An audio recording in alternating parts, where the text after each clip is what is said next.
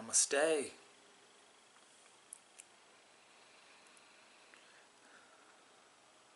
So in 2018, I was thinking, what am I afraid to do? And that was to quit my job and to move to China. So I decided to do things that I was afraid to do. And so I quit my job as a personal trainer. I was very comfortable, I was getting paid well, and I bought a one-way ticket to China. So not only did I leave my job, but I left my girlfriend, Zoe, who I highly respect to this day. And so she takes me to the coach terminal where I take a bus to Sydney Airport. And I made oats for breakfast, I put it in my bag, and on the coach it had spilled all over my bag, so I spent 30 minutes in the toilet in a small cubicle cleaning out the oats and throwing stuff away. I got to China, I got to Xiamen, and the hotel, my mother was in China, and her friend owns a hotel, and it was a really crappy hotel, and there was lots of noise, and I was very sensitive, and I wasn't used to the food. And the next day I remember crying because of the overwhelmingness of the busyness and leaving everything behind and questioning if I had made the right choice. I had really regretted coming, and I really realized that I was happy. Why did I have to move, and why did I have to go away and not be satisfied with what I had? I can tell you now it was worth it. It was worth it.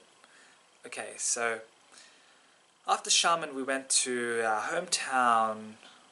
My grandparents have a home in Zhenou in the Fujian province of China, so I was there for 2 weeks, and I went to Yellow Mountain every day. It's about a 10-minute walk, and there was people doing Tai Chi there. So I joined in the people doing Tai Chi, and on top of the steps I saw a monk. He had shaved hair, and he had blue robes on, and he was just standing. So I went up the stairs, and I sort of went near him, and then he started to do Tai Chi. And then so I was following him doing Tai Chi. And that turned into a friendship and a relationship. And then I ended up doing some sword training or sword Tai Chi with one of his friends who is a Tai Chi and sword Tai Chi master. After that town I went to the capital of the province, which is Fuzhou. Now my purpose of coming to China was to make a lot of money, but I also had a purpose of shining some light to the place. So in Fuzhou I stay at my uncle's place, and then I find a job in a gym called Lazy Person Club. Okay, it's like a new, really modern gym, and so I decide that yes, I'm going to work. So I set everything up, phone number, I set up a bank card, which took hours, I set up a place to rent.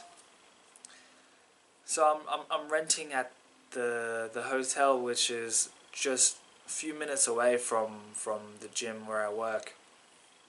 So now my mother goes back to Australia, so it's me alone with a 1-month lease working at this gym.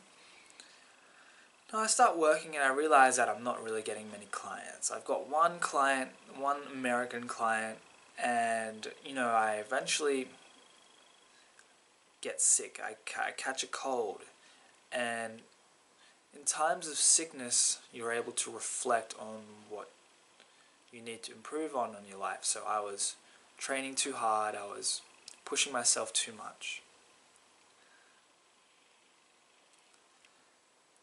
So in China I was grateful for the connections that I made. I had a lot of friends there, and and I had a lot of opportunities to go out and play, and overall I'm rather grateful for the experience. And so I don't want to work there anymore, because I don't want to be a personal trainer anymore, because it was getting boring. And also I didn't want to live in China anymore. I wanted to open my wings a bit further.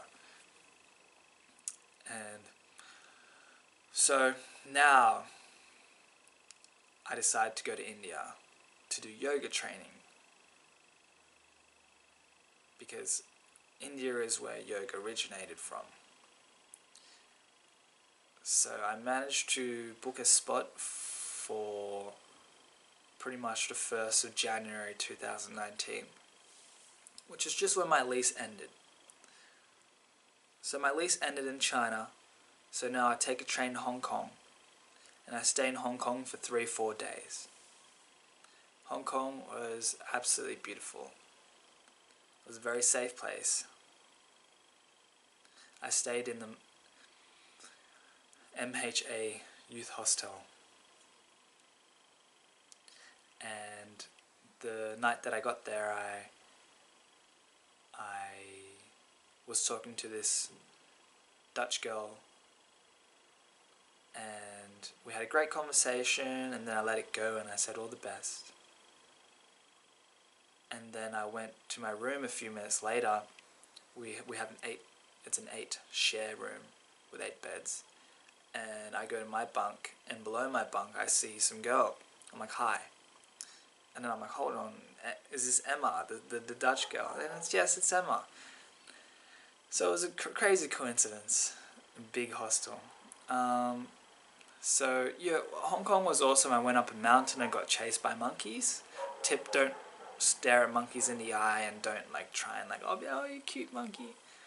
Just let them do their thing, alright? And then there was a